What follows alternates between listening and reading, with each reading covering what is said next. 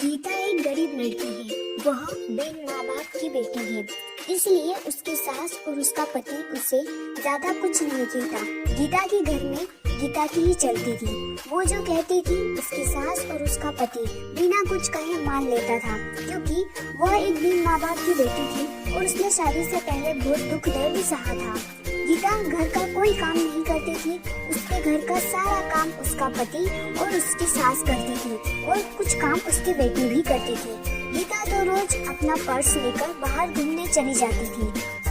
गीता को कोई कहता भी नहीं था कि वो इस तरह रोज बाहर न जाए या घर का काम करे। घर का काम उसका पति और उसकी सास कर लेती थी। लेकिन एक दिन उसके पति को उसकी सास ने कहा कि बेटा, गीता को ना रोको टोको, तो उसको समझाओ कि इस तरह रोज बाहर जाना सही नहीं होगा।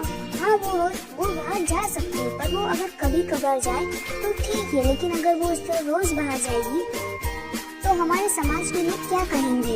ये सब सुन के गीता का पति बहुत परेशान रहने लगा। उसे समझ ही नहीं आता था कि वो करे तो क्या करे। अगर वो गीता को कुछ कहता था तो गीता नाराज हो जाती। उसे समझ ही नहीं आता कि वो करे तो क्या करे। वो गीता को कुछ ज्यादा बोल भी नहीं सकता था और वो न ही माँ की बात टाल सकता था। इसी तरह गीता रोज अपने ससुराल वालों को कुछ न कुछ कहती रहती। घर में कुछ भी करना हो गीता की ही चलती थी। वो अपने पति और अपनी सासू को बहुत बातें सुनाती थी। अगर उनसे कोई काम ठीक से नहीं होता तो भी वे उन्हें डांट लगाती थी। फिर भी उसका पति और उसकी सास चुपचाप उसकी सारी बातें सुनते रहते थे, ये सोचकर कि कभी न कभी गीता को एहसास होगा कि वो जो व्यवहार करती है वो सही नहीं है।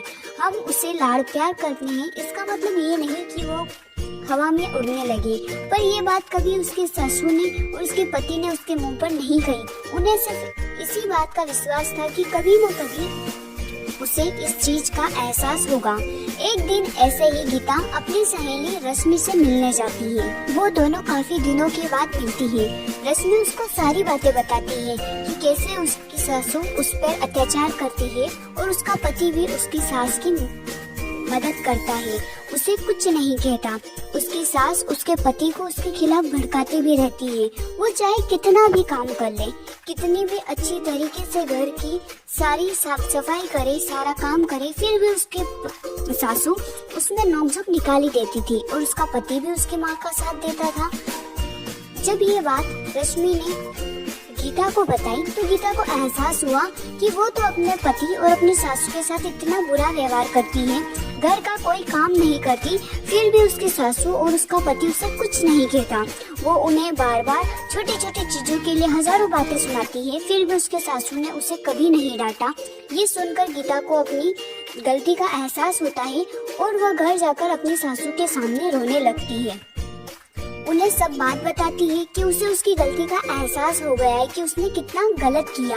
तब उसकी सास उसे कहती है कि बेटा रो मत, हमें विश्वास था कि तुम्हें एक न एक दिन अपनी गलती का एहसास होगा और तुमने गलती चाहे कैसी भी की हो, लेकिन तुम्हें अपनी गलती का एहसास हो गया, बस यही बड़ी बात है।